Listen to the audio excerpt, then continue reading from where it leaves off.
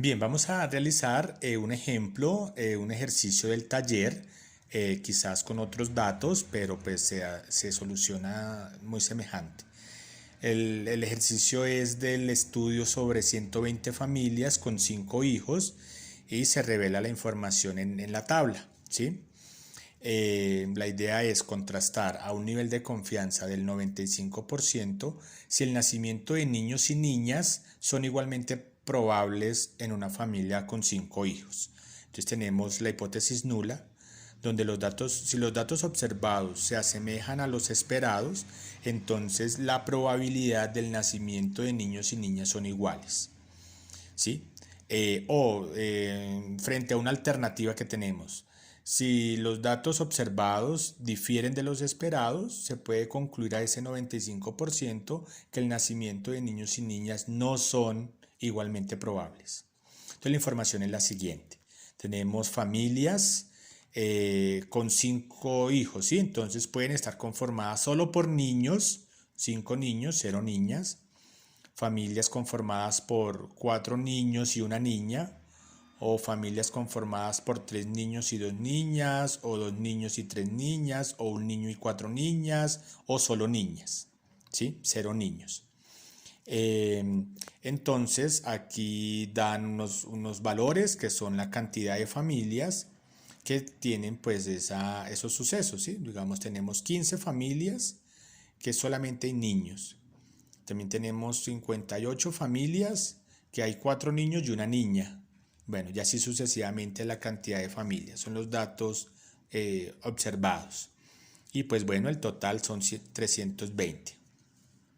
Entonces, bueno, vamos a calcular los valores esperados. Ya les indico cómo suceden estos valores. Entonces, estos valores se realizan por medio de esta fórmula que es la distribución binomial, ¿sí? El nacimiento de hijos, de niños, digamos si es niño o niña, se asemeja a obtener cara o sello en un lanzamiento de monedas, o se asemeja a tener respuestas verdaderas o falsas, o digamos artículos defectuosos y no defectuosos. Entonces digamos es una parte de las probabilidades vistas en estadística 1.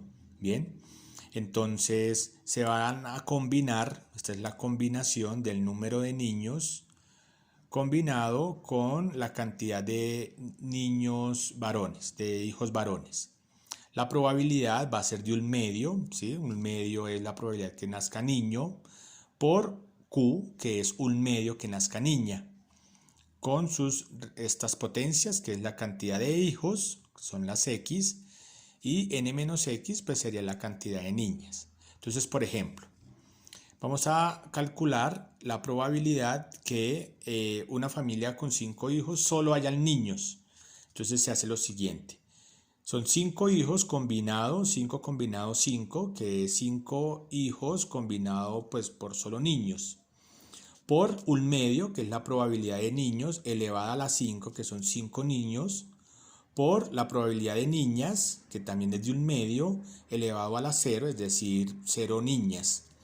Esto da en realidad 1 sobre 32, se multiplica por las 320 familias y van a resultar que se esperan que 10 familias de las 320 estén conformadas por solamente niños. Bien, y así se realiza el cálculo para cada uno. Entonces, por ejemplo, que hayan 4 niños y una niña. Entonces sería 5 combinado 4 por la probabilidad de un medio, que son los niños, elevado pues a la 4, que son 4 niños, por la probabilidad de niñas, elevado a la 1, que es que haya una niña. Esto da 5 sobre 32, se multiplica por los 320 y dan 50 familias esperadas.